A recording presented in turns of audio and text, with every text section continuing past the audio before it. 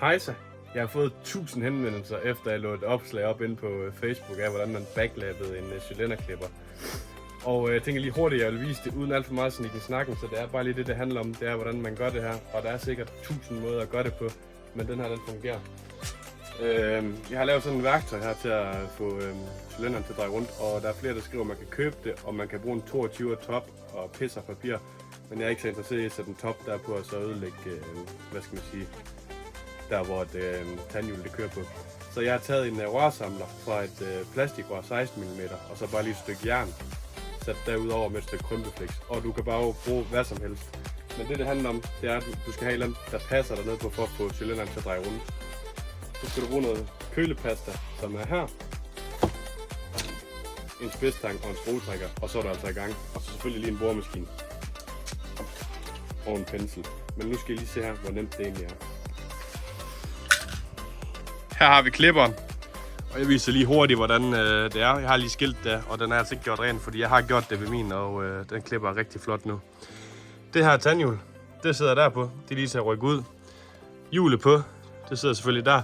Og så med en lille lås på, som man lige tager med skruetrækkeren. Når det kommer af, så er det her det er fyldt op med fedt. Det tør man selvfølgelig lige af. Og husk at give det fedt igen, når I er færdige. Så sætter man adapteren på boremaskinen. Sætter ind over. Den er lige lidt stram, fordi den har fået lidt varme efter det krympeflex. Og sætter boremaskinen i bakgear. Og når man så bakker med boremaskinen, så kører cylinderen rundt. Det der så er i det, det er at man tager sin pensel. Nu det er en meget lille pensel. Det ville være bedre, hvis man lige tog en stor. Ned i sit kølepasta. Kører her på, mens man bakker. Man skal selvfølgelig sørge for, at cylinderen den lige nøjagtigt rammer klingen hernede. Og det gør man her oppe bagpå.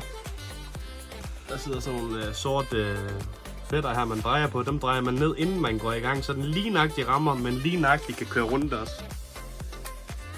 Når det så er gjort, så sætter man sin adapter på. Sætter i bakgear og kører, mens man smører på. Det kan jeg lige prøve at vise jer. Sådan der.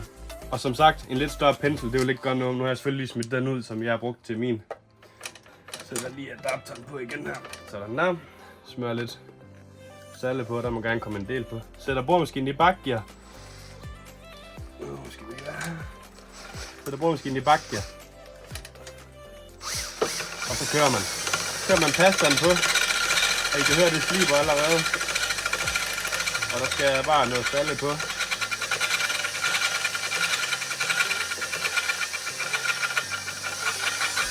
Og det bliver man bare ved med. Måske 5, 6, 7 minutter, indtil den har kørt over det hele. Når man er færdig med det, så er jeg lige op her.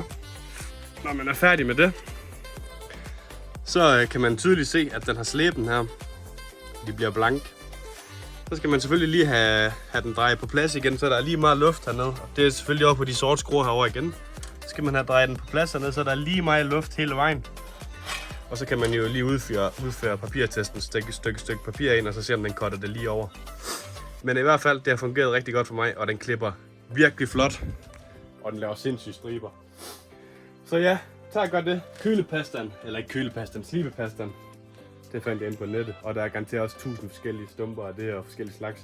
Det her, det fungerer fint til mit behov. Men det var bare fordi, der er flere, der har skrevet til mig, hvordan man gør det, om jeg kan hjælpe dem med det og sådan noget. Jeg tænkte bare lige at hurtigt lave en video, fordi det er mega simpelt.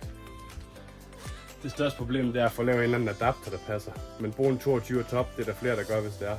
Jeg følte bare lige for at lave et stykke rør, som var lidt mere skånsomt. Når man har gjort det, husk lige at give den fedt derned igen, inden du sætter tandhjulet på. Og så er det altså bare udslå græs. Så får du de fedeste striber. Kan I have en god weekend. Vi snakkes ved.